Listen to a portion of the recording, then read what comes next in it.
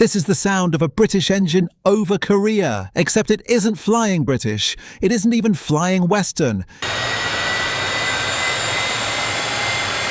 It is bolted into a Soviet fighter, screaming down on a formation of American bombers, and in 3 months, it will end daylight bombing over North Korea for good. Here's the question that should stop you cold. Britain built this engine. Britain sold it on purpose to Stalin. Not stole, not leaked, sold with paperwork, a handshake, and a training course thrown in. And here's the part almost nobody tells you correctly. It wasn't Britain's best engine. Nobody broke any laws to get it. And the men who approved the sale were not fools. They were nearly right, for reasons that made total sense at the time. This is the story of the Rolls-Royce Nene and how a completely rational decision produced one of the most consequential technology transfers of the 20th century. Wind back to 1946. Britain had just spent 6 years and everything it had beating Nazi Germany, and in the process it had done something almost nobody else on Earth could claim. It had built and flown a working jet aircraft in wartime. The Gloucester Meteor was in RAF service before the war even ended. On paper, in the summer of 1946, no nation alive understood the gas turbine better than Britain did. The engine at the centre of this story was the Rolls-Royce Nene.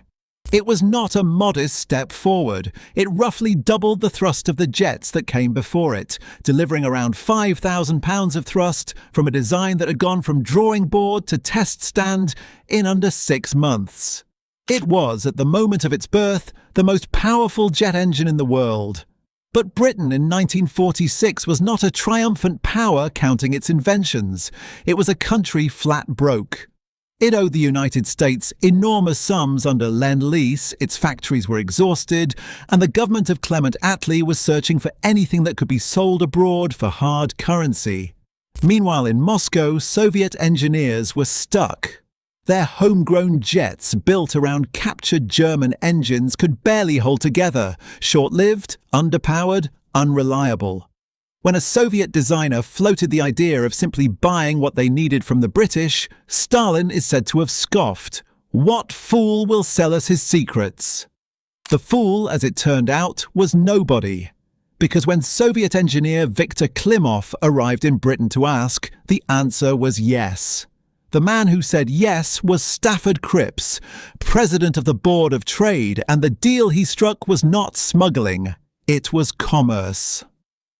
In September 1946, Rolls-Royce was cleared to sell 10 Nenes to the USSR. By March 1947, that had grown to 25, and by the end of the year, Britain had sold the Soviets 55 engines in total, sold at a fixed commercial price, under one condition written into the agreement. The engines were not to be used for military purposes. 17 Soviet engineers even travelled to the Rolls-Royce works at Derby that year to be trained on how to maintain and repair the machine they had just bought. None of this was a back-alley leak. Rolls-Royce had been openly advertising the Nene in the aviation press. It was, on paper, a commercial product available to anyone with the money, and the Soviets had gold. What Britain badly underestimated wasn't the engine's value. It was the speed at which Soviet engineers could take it apart, understand it, and build their own. Within months, the Nene's internal architecture had been reverse-engineered into a Soviet copy, the Klimov RD-45, and shortly after, a strengthened, more powerful descendant, the VK-1. Slot that engine into a fresh, radically capable swept-wing airframe from the Mikoyan-Gurevich Bureau, and you get the aircraft NATO would come to fear, the MiG-15. The results shocked everyone, including the people who'd sold the engine in the first place. Britain's own chief of the air staff would later admit the Soviets had leapt roughly 4 years ahead of British interceptor development, using an engine Britain itself had handed over. Here is where the popular telling collapses, and where the real story is more interesting. The myth says Britain naively gift-wrapped its most advanced military secret and handed it to an enemy. Almost none of that survives contact with the facts. First, the Nene was not Britain's cutting edge. By 1946, Rolls-Royce engineers already considered the centrifugal compressor design fundamentally limited and were deep into work on its true successor, the axial flow Avon. The RAF itself never even bothered putting the Nene into a frontline fighter. Second, the Soviets were not empty-handed when the deal was struck. According to aviation historians who have examined the record, Soviet engineers were already working on what became the VK-1 before a single Nene ever reached Soviet soil. The engine didn't hand the USSR a technology it lacked.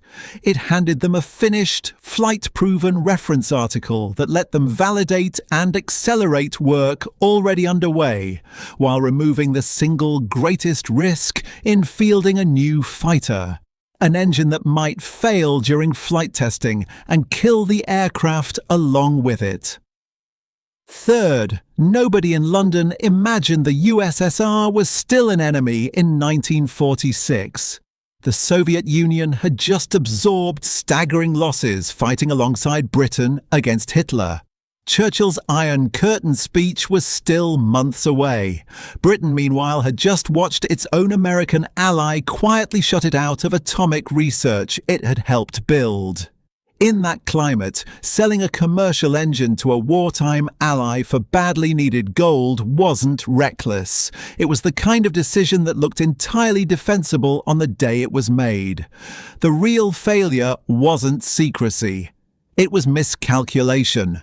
A government that correctly read the diplomatic moment of 1946 and incorrectly read how fast that moment and Soviet engineering capability were about to move. By late 1950, MiG-15S were operating over Korea, and Soviet pilots, flying in Chinese markings, forbidden even to speak Russian over the radio, were waiting for American bombers over the stretch of sky that airmen would come to call MiG Alley. On April 12, 1951, a date American airmen would remember as Black Thursday, 30 MiG-15s intercepted a formation of 48 B-29s bombers, escorted by nearly 100 fighters. They shot down 3 bombers, damaged 7 more, and lost nothing in return. Daylight strategic bombing over North Korea, the tactic that had leveled cities in the Second World War, effectively ended that day. 6 months later, on Black Tuesday, the lesson was driven home again, and American bomber crews shifted to night missions for the rest of the war. The duel that followed, F-86 Sabre against MiG-15, became the first sustained jet versus jet air war in history, and even its most famous statistic turned out to be another myth needing correction. For decades, the US Air Force claimed a 10-to-1 kill ratio in its favor. Once Soviet archives opened after the Cold War, the real figure looked very different, closer to 2 victories for every loss overall, and closer to even odds whenever American pilots ran into the war's most experienced Soviet aces. The MiG-15, built around a British heart, hadn't just matched the West's best fighter. For a stretch of the Korean War, it had fought it to a standstill. Here is the strange symmetry underneath it all. That same Nene lineage didn't only end up fighting American pilots, it also ended up powering some of them. Pratt & Whitney licensed the design as the J-42, and it flew American Grumman Panthers over that very same war. The engine that armed the enemy also armed the defenders. There was never a secret formula in this story, only a shared starting point that 2 very different systems raced to build on faster than the other side expected. Britain never got the follow-up orders it had hoped for from that 1946 deal. What it got instead was a permanent case study, still cited today whenever governments argue over exporting dual-use technology, in just how quickly a harmless commercial sale can outrun the intentions written into its contract. The Nene wasn't stolen. It wasn't a betrayal.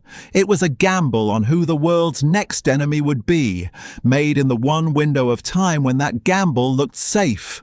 And the window closed faster than anyone in London had bet it would. If a story about a good decision turning into a bad one on nobody's fault, but the calendars is the kind of history that gets you, that's exactly what this channel exists to dig up. Tell me in the comments, should Britain have sold the Nene? And if you want more stories where the myth and the record don't match, subscribe before you go.